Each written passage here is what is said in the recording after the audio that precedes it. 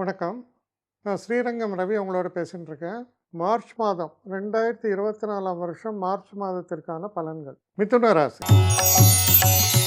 மிதுன ராசி நேயர்களை பொறுத்த வரைக்கும் பார்த்தா, இந்த ஒரு காலகட்டத்தில் எல்லாம் நல்லா தான் போயிட்டுருக்கு. ஒரு சில விஷயங்கள் சில பேருக்கு பிரச்சனைகள் வரலாம். எந்த மாதிரியான விஷயங்கள்? சனியும் சூரியனும் 9ஆம் இடத்துல ஒன்றா போயிட்டு இருந்தாங்கன்னா, கொஞ்சம் வயசான அப்பா அவருக்கு ஏதாவது பிரச்சனை வரும். அதை கொஞ்சம் கவனமாக பார்க்க வேண்டி வரும்.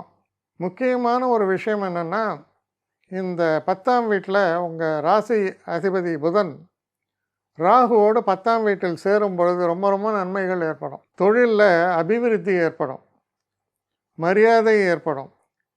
இந்த ஒரு காலகட்டத்தில் உங்களுடைய திறமையும் வெளிப்படக்கூடிய ஒரு காலம். அதனால் இவ்வளோ நாள் உங்களுக்கு கிடைக்காத ஒரு அப்ரிசியேஷன் இதெல்லாம் இந்த செகண்ட் வீக்லேருந்து ரொம்ப பிரைட்டாக இருக்குது. இதெல்லாம் கிடைக்கிறதுக்கான வாய்ப்புகள் ரொம்ப பிரைட்டாக இருக்குது.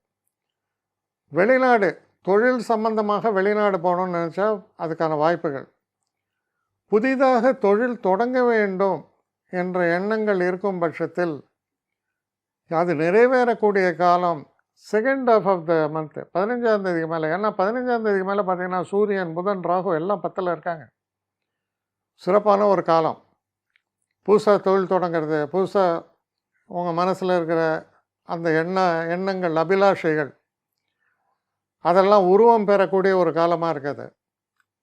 அதே நேரத்தில் முக்கியமான ஒரு விஷயம் என்ன அப்படின்னு பார்த்தா, 9ஆம் வீட்டில் சனி சுக்கிரன் சேர்ந்துருக்காங்க. அதற்கப்புறம் அந்த வீட்டுக்குள்ளே செவ்வாய் வருகிறார்.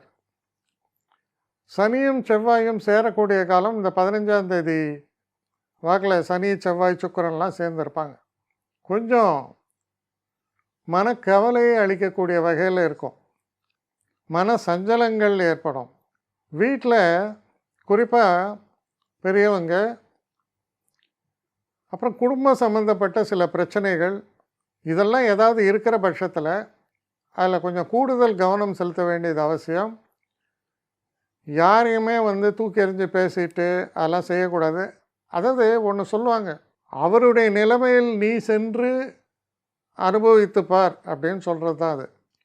சரி, என்னோடய பாயிண்ட் ஆஃப் வியூவில் நான் இதெல்லாம் பேசுகிறேன், அவன் பாயிண்ட் ஆஃப் வியூவில் அவன் பேசுகிறது தப்பா அப்படின்றத அனுசரித்து போனீங்கன்னா உங்கள் பிரச்சனைகள் எதுவும் பெருசாக வராது. மற்றபடி தொழில் சம்மந்தப்பட்ட விஷயங்கள், தனம் சம்மந்தப்பட்ட விஷயங்கள்லாம் நல்லா இருக்குது. ஸோ அதிலெல்லாம் எந்த பாதிப்பும் கிடையாது. நிறைய பேர் என்னை எப்படி காண்டாக்ட் பண்ணுறதுன்னு கேட்குறாங்க.